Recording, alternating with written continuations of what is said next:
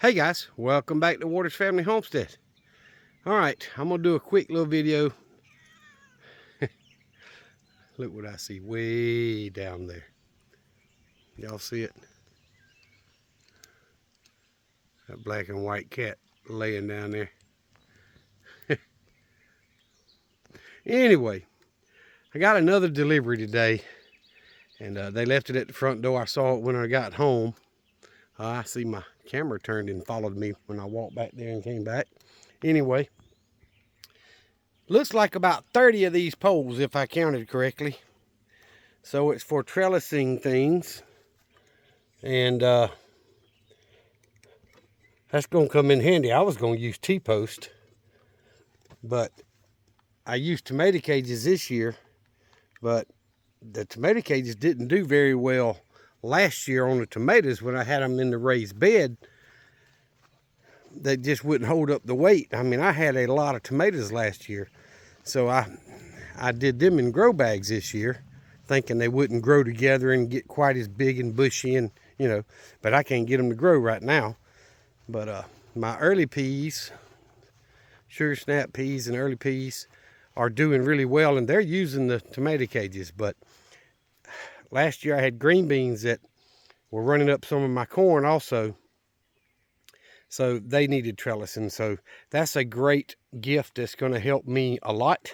So I don't have to use T-posts and then pull them up and reuse them when I get the new chicken pens and all done. So I see it looks like a dirt dauber, what we call a dirt dauber around here, flying around the bench over there. But anyway, I did, pick some squash yesterday, but I looked today and I've got a couple that could use picking, but I'm going to leave them there because I don't see signs of bugs on those plants back here, on the zucchini and squash back here. I did have a few over here, but these over here aren't quite ready to pick yet.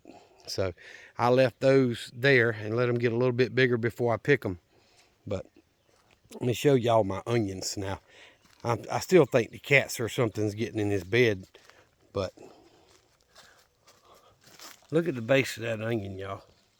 That onion's getting big. There's another one over here that's getting big. That's almost baseball size right there.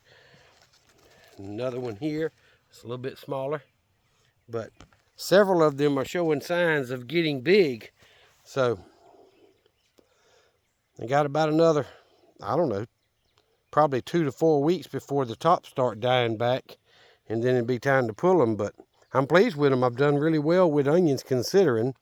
Something got in there and knocked a bunch of them over. The rose bush, the last few blooms are starting to fall off. But there will be some more blooms. This thing always blooms at least twice a year.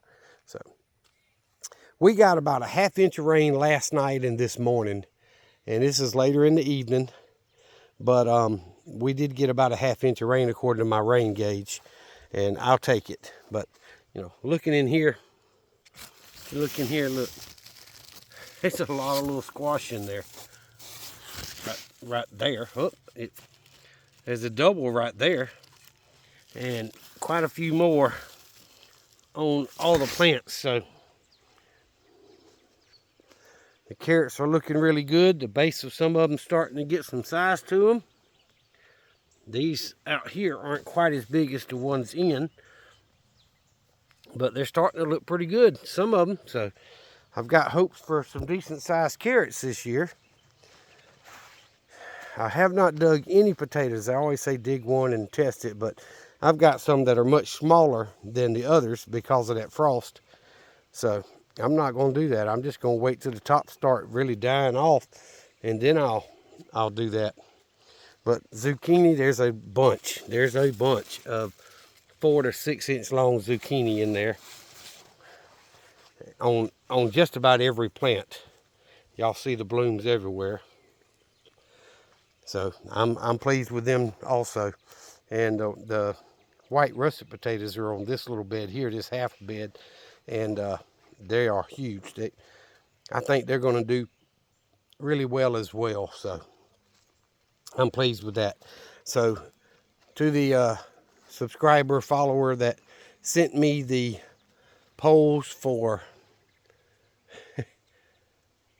what do you call it, trellising plants that need it, I appreciate it. Thank you very much. It's going to help a lot when I use them. So I really do appreciate it. And thank you very much. All right, let's go do a quick chicken update.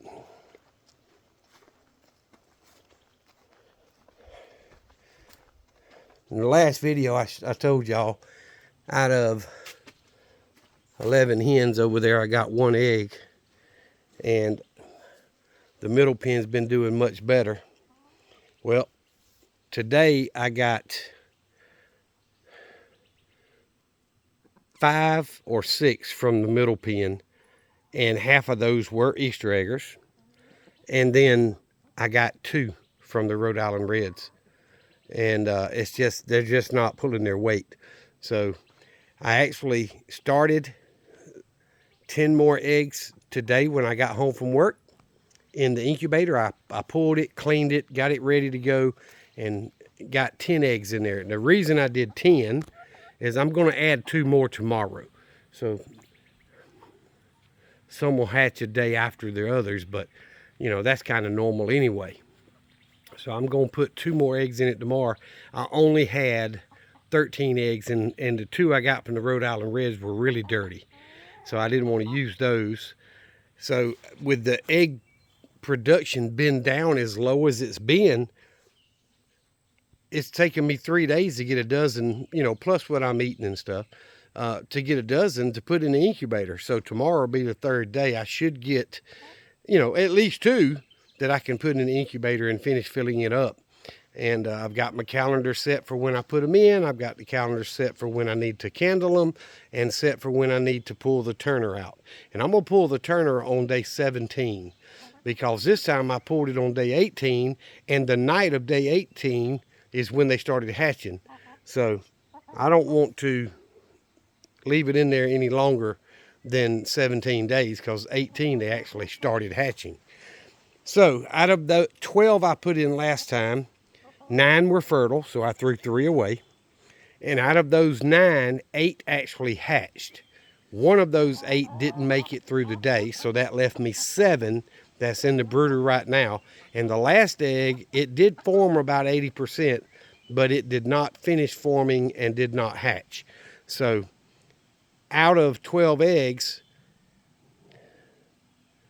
3 weren't fertile, and 2 more didn't make it. So that left 5, and that's 7 eggs or 7 baby chicks in the brooder.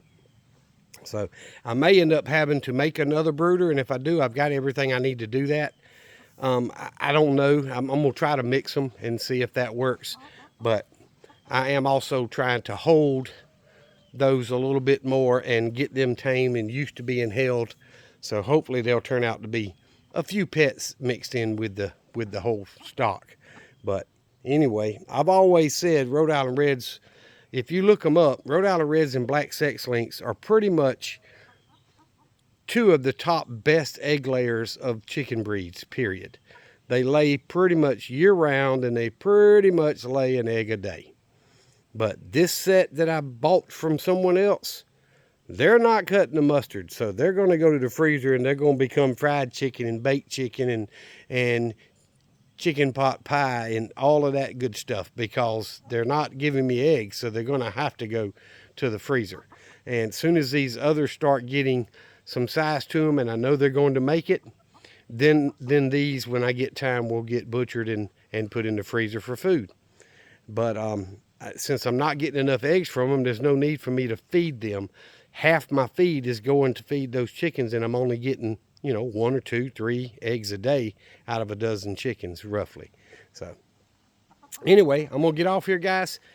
Said it wasn't going to be that long. It's going to be less than 10 minutes. Y'all remember what I've always told you. Jesus Christ loves you, and so do I. Y'all be safe and be prepared.